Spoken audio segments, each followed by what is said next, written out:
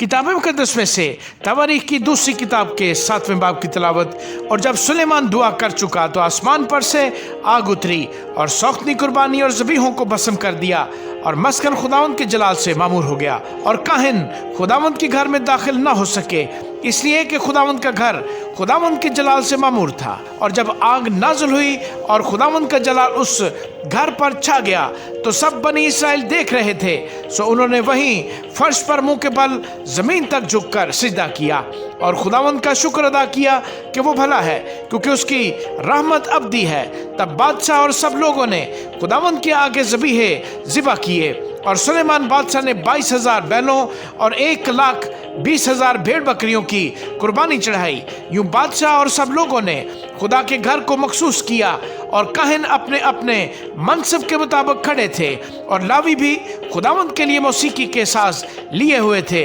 जिनको दाऊद बादशाह ने खुदावंद का शुक्र बजालाने को बनाया था, जब उसने उनके ज़रिए से उसकी सिताइश की थी, क्योंकि उसकी रहमत अबदी है। और काहिन उनके आगे नरसिंगे फूंकते रहे, और सब इसराइली खड़े रहे। और सुलेमान ने उस सहन के बीच के हिस्से को जो खुदावंद के घर के सामने था मुकद्दस किया, क्योंकि उसने वहाँ सौख्ती कुर्बानियों और सलामती की कुर्बानियों की चर्बी चढ़ाई, क्योंकि पीतल के उस मज़बा पर जिसे सुलेमान ने बनाया था सौख्ती कुर्बानी और नज़र की कुर्बानी और चर्बी के लिए गुंजाइश न थी। और सुलेमान और उसके साथ हमाद के मुदखल से मिस्र की नदी तक के सब इसराइलियों की बहुत बड़ी जमात ने उस मौके पर 7 दिन तक ईद बनाई, और 8वें दिन उनका मुकद्दस मजमा फराहम हुआ, क्योंकि वो 7 दिन मजमा के मखसूस करने में और 7 दिन ईद मनाने में लगे रहे। और 7वें महीने की 30वीं तारीख को उसने लोगों को रुखसत किया, ताकि वो उस नेकी के सबब से जो खुदावन ने दाऊद और सुलेमान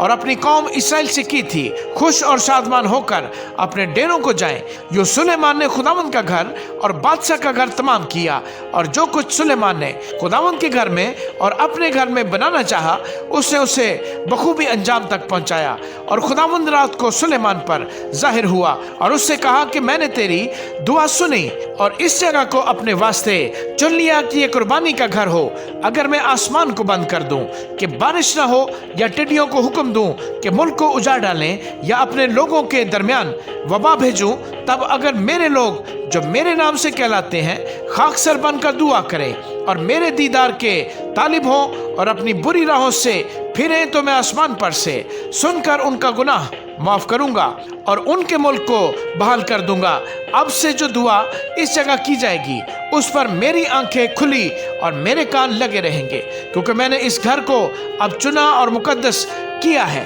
कि मेरा नाम यहाँ सदा रहे, और मेरी आंखें और मेरा दिल बराबर यहीं लगे रहेंगे। और तू अगर मेरे हजूर वैसे ही चले जैसे तेरा बाप दाऊद चलता रहा, और जो कुछ मैंने तुझे हुक्म किया उसके मुताबिक अमल करे और मेरे आइन और अहकाम को माने, तो मैं तेरे तख्ते सल्तनत को कायम रखूंगा, जैसा मैंने तेरे बाप दाऊद से अहद करके कहा था कि इसराइल का सरदार होने के लिए तेरे यहाँ मर्द की कभी कमी ना होगी। पर अगर तुम बरगश्ता हो जाओ और मेरे आइन और अहकाम को जिनको मैंने तुम्हारे आगे रखा है तर्क कर दो और जाकर गैर माबूदों की इबादत करो और उनको सिजदा करो, तो मैं उनको अपने इस मुल्क से जो मैंने उनको दिया है जड़ से उखाड़ डालूंगा, और इस घर को जिसे मैंने अपने नाम के लिए मुकद्दस किया है अपने सामने से दूर कर दूंगा, और इसको सब कौमों में ज़रबुल मिसल और अंगुश्तनुमा बना दूंगा। और ये घर जो ऐसा आलीशान है, सो हर एक जो